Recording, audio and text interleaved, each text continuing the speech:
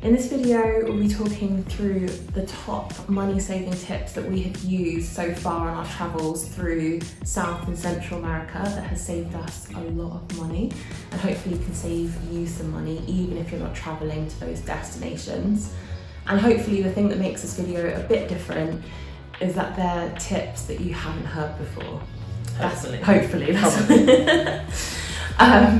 So without further ado, let's go into the first tip. Tip number 1, join your local library. And you might be thinking, how does that affect me when I'm travelling? Well, actually, if you didn't know, the library gives you access to free audio books and ebooks if you join with them. Most of them do. Most of them do. Do you want to take it away? Because you're the one who told me about this. Yeah, because I'm a genius.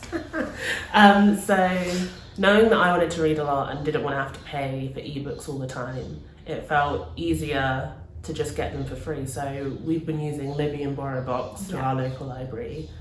I would say BorrowBox has generally a better selection, but they've also recently changed it. So Libby is a London-wide consortium of books. There's actually a lot more books on it, but it's actually really nice to have, I think, recent releases, if you can get a hold of them now. But audiobooks, especially for long bus journeys, it kind of helps break things up. And yeah, they're really good selection. They are. You've read a lot with them. I've read a lot more than I ever have. And for me, especially on the long bus journeys, after a while, your music, podcasts, you get a bit bored. And just being able to put an ebook on, audiobook for me because I can't read on buses, but an audiobook on has been really, really good, and it's free. Like, it's just mind-blowing that you go on like Amazon and it costs, £30 for an audiobook, and it's free for the exact same thing. And there's quite a wide variety, so you can listen to random things you never would have listened to otherwise.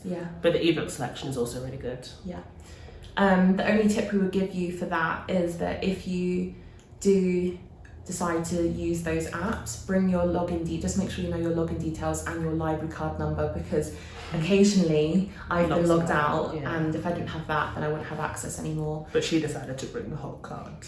I just wrote them down in the notes app because I'm, again, a genius. The card doesn't take up much space, it's not that weird. Extra weight. Tip number 2, find the banks that charge the least for cash withdrawal. Always ask someone where it's either the cheapest or free to withdraw money from an ATM. And that someone can be Google. Yes, because some of the banks take the mickey. Like, we've been in places where they try and charge you $10 to take out your own money. Stupid. So, for example, when we were in Chile, we asked we did a walking tour and the guy just said, so the best banks that are free are Scotiabank. I don't think we actually ever heard what the other one was, but we use Scotiabank a lot. So definitely it's worth comparing. And also bear in mind the different conversion rates. So it's not only what they charge, different conversion rates as well. So yesterday, as an example, we were in a supermarket and they had 4 ATMs next to each other. Sarah put her card into everyone, went through the whole process, because they don't tell you the rate until the end as well. So she went to all 4 to determine which one was the cheapest, and not worried about a queue behind her. There wasn't a queue. I would have done it if there was a queue. Well, anyway, I don't care. It's my money. So we got the cheapest rate yesterday. But we've also started taking out money together instead of separately, because again, it just saves you that money, because if it's a flat fee, then it's a flat fee once instead of twice. Tip number 3, use a card that rewards everyday spending. This has been amazing. I personally have been using and loving the Chase debit card. And it's just nice that I go through my app and it'll tell me how much money I've made, and it's just really nice. And it's not significant amounts. It's something. It's something. It's amazing. It's really good. But I think the other one built into that is make sure you have, if you're bringing cards, have at least one Visa and one MasterCard. Because sometimes they don't have one of the providers or whatever it is. And I only have MasterCards, and I've had a few problems with MasterCard, especially at the beginning. So having just the extra option is a good idea. Yeah, so we've been in some places where they only accept Visa. I don't know why. Yeah, Visa is wider reaching for some reason. Also, it means that if one system goes down, which has happened, again, you in theory can still use your cards if you don't have cash. Yes. Tip number 4, bring a filter water bottle. we've been using a Grail water bottle, and it's been really good. We're sharing a Grail between us. That's also saved us lots of money. Yeah. And hurts my back. I have to carry it. Okay. But the Grail's really good because it filters the water all in one, so you can straight away pour it into another bottle, which is why it works well for both of us. There's been lots of countries where you can't drink the tap water, and they don't always provide drinking water. Yeah. Some do. I think the further north we've come, the better they've been. Yeah. But in general, don't rely on a hotel providing you with filtered water in one of those big bowl things. Yeah. It's worth saying you have a lot of weird conversations when you're travelling, and a lot of people that we've spoken to have bought the filtered water bottles where the lid is the filter, and they have all failed. That from what we've heard, they have not worked well, whereas ours has worked a lot better. Yeah, it's not perfect. It was worth saying that I don't know if it's just our bottle that's faulty, but it if there's any water left in the bottle in any part, it does actually leak. So it's good. It's more of a tool than a bottle to drink from in general, unless you're drinking it there and then, so don't just leave it in your bag. But yeah, it saved us money, saved us using quite as much plastic. I mean, it definitely saves money. Yeah, definitely. Tip number 5. Be aware of the backpack attacks on transport. We found that one of the ways that people try and rip us off the most is when we get onto any form of informal transport. And what we mean by that is your chicken buses, your collectivos, taxis without a meter, tuk-tuks. They're the places where you get scammed. Unless, the biggest tip I can say is please ask somebody locally, whether that's someone who works in your hostel, hotel, someone next to you on the bus, how much the trip should cost. Yeah. Because as soon as they see your backpacks and hear your accent, they straight away will bump up the cost. And it's not even just double, it can be a lot more, especially if you're not paying in local currency. Yeah, especially in Central we found that, because most of the countries accept US dollars, so you've had more US dollars, and if they see that and see that you're about to pay with that, they literally just bump the price up to so we had that once. It was in Nicaragua. I can't remember how much the bus fare was. It was probably equivalent to $1 US, and I pulled out a $5 note or something. He saw it and was like, oh okay, it's $4 US now. Yeah. So be aware of that and be prepared to haggle. I think that's the main thing. But another example that we have of when because we paid 40, we had haggled down to 40, whatever the currency was, for a tuk-tuk. And then we asked the lady in the hotel and she said it was supposed to be 5 per person. So they really do bump up the price. And I know it's principle more than anything else, but we have been actually fully ripped off in Costa Rica. So be prepared. Just stand your ground, because eventually they will honour the price. And the main thing that we've learned is, especially if you're getting off a long bus journey, ideally have Uber on your phone if you can. So if you do have data, it's a really good way to save money, because the people that know the bus comes in, they wait there, and then that's when they most likely to rip you off. Yeah. Or just maybe walk a few blocks away and then do it. Yeah. And the same, we found that borders are the place where I think tourists generally tend to get scammed, so at the land borders, because straight away the taxi drivers will be trying to take you to the bus station to get your bus, and they tell you it's really far away and they'll get you there really quickly. And I think 9 out of 10 times the border has been a 5-minute walk away. Max. I mean, there was one time when it was a 40-minute walk away and we were committed to walking, so just didn't trust the person, and it was hot and it was not fun. That was one time a taxi driver was telling the truth. So Google Maps is also your friend. Yeah. Tip number 6. Do not pre-book activities or excursions. Unless you're travelling in a really high season and you really want to do a certain activity, don't pre-book activities. In this, I think especially for people like Emma, that sounds really scary, but we have spoken to so many people who've pre-booked activities and it's kind of backfired. So, for example, when we were travelling in Argentina, we went to Iguazu Falls, and because it was a lower season, one of the main parts of the waterfall was closed. And so to reflect that, they had lowered the price, but people had pre-booked online, which didn't have the new price, and so paid more to see the exact same thing. Yeah. I think the other good example was when we went to do the salt flats tour in Bolivia. We knew that we weren't going to book in advance, because by then we had learned it's probably best to wait till you get there. So we got there a day before we wanted to do the tour, and were able to kind of walk around all the different tour providers that we were interested in. Yeah. Which gives you the benefit of understanding what they're actually offering in comparison to each other, which doesn't really come across online. And you also get to, that's when you're going to get the best price anyway, because they want to fill spaces on tours that are already going.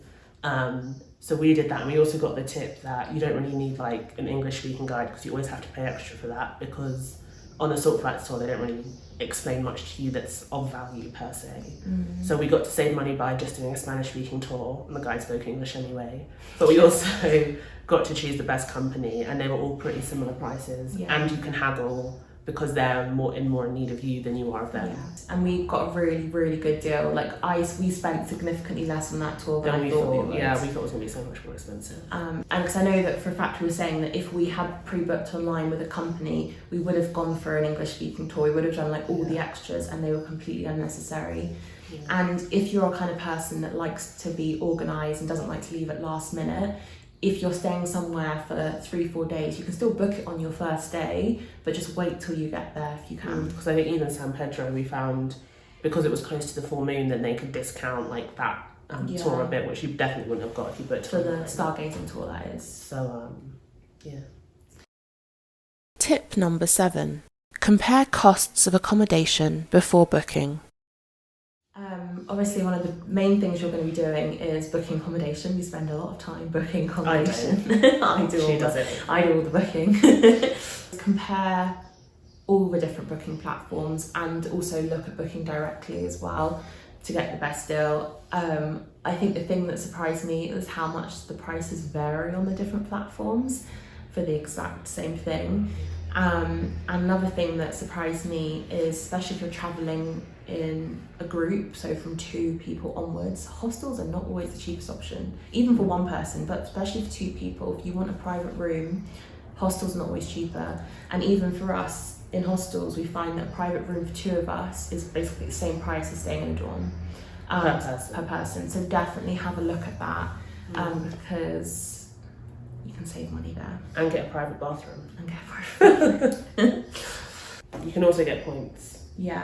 So if you stick, I think that's the thing, don't stick with one. So I know booking.com and hotels.com have their own individual loyalty programs, which are good to use because you're likely going to book a lot through them, but don't fixate on one at the expense of another, because it might be cheaper somewhere else. Yeah, so we've had a few free breakfasts from booking.com, but then we've had free night stay from hotels.com.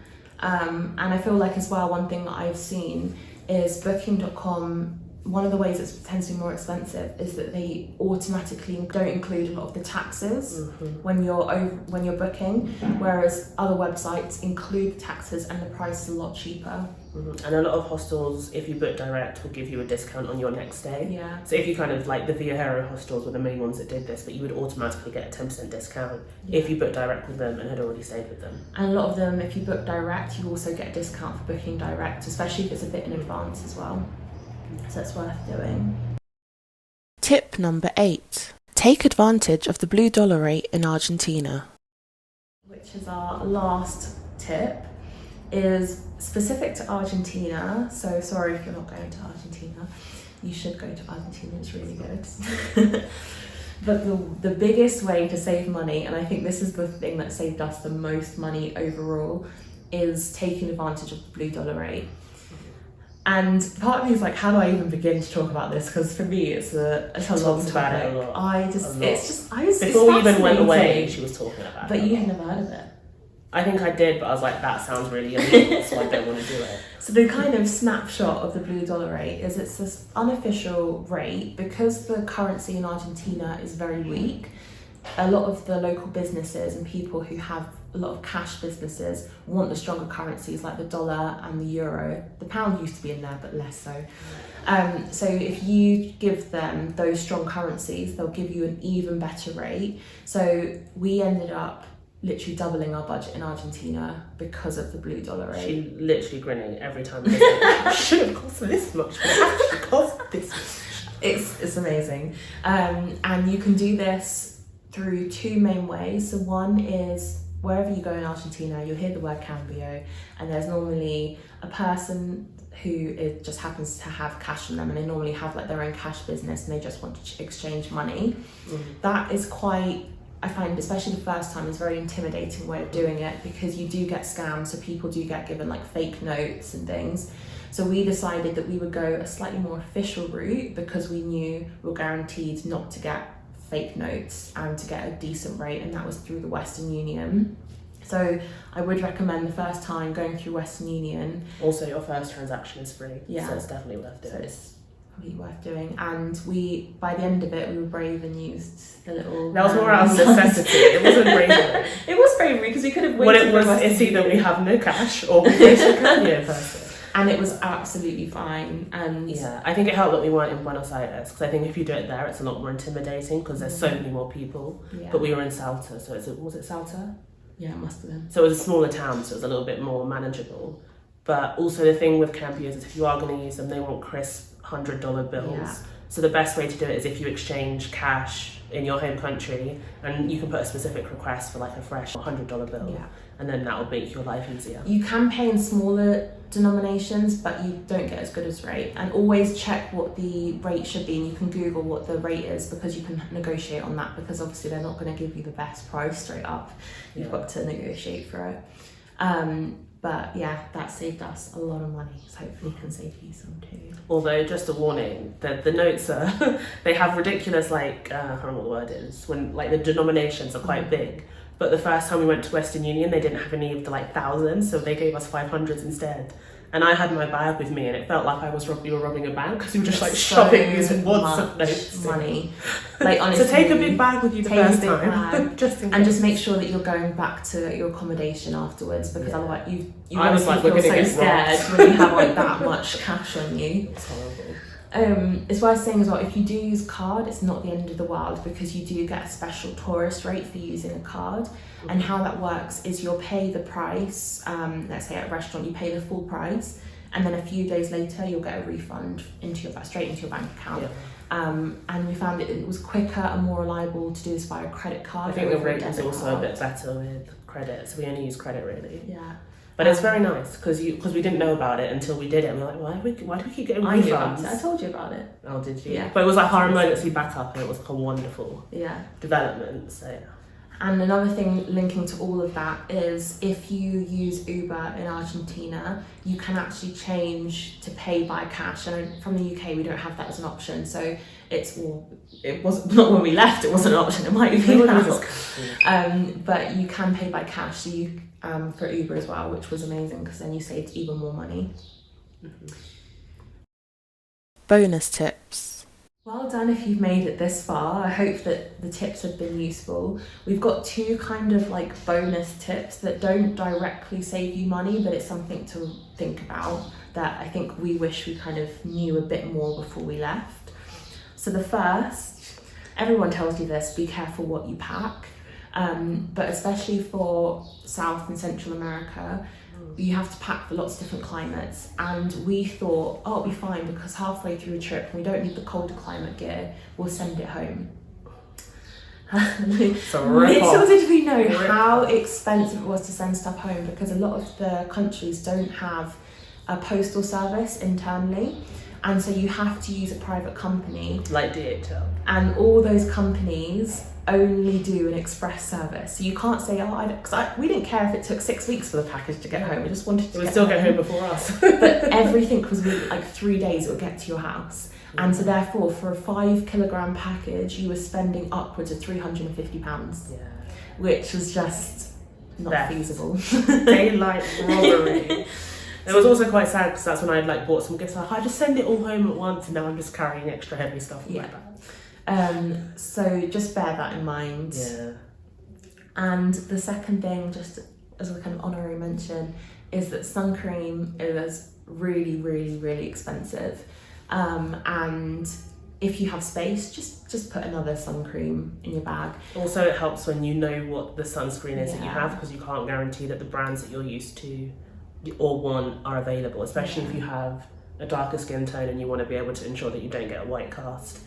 Bring your own, and bring like the bigger bottles as well, just so it lasts you longer, so you don't, because we've had I bought some extra anyway, and then we went to the shops, and the shops have either a very limited selection anyway, or only it's of all, like Nivea. Yeah, only Nivea, and then everything else is brands that you've not really, well, I'm not familiar with anyway. Never have. And because it's in Spanish, you're like, I mean, I kind of get what this does, but it's too much information. Especially when you see that normally these brands are significantly cheaper than like the Nivea, and part of you goes like, it's your health. You don't want to risk your health potentially on a cream that's actually not going to do what it says, even if it says like factor 50. Is it really what we know to be factor 50? So, I mean, that's probably us. It probably is absolutely fine, but I just think it's that you don't want to take the risk necessarily.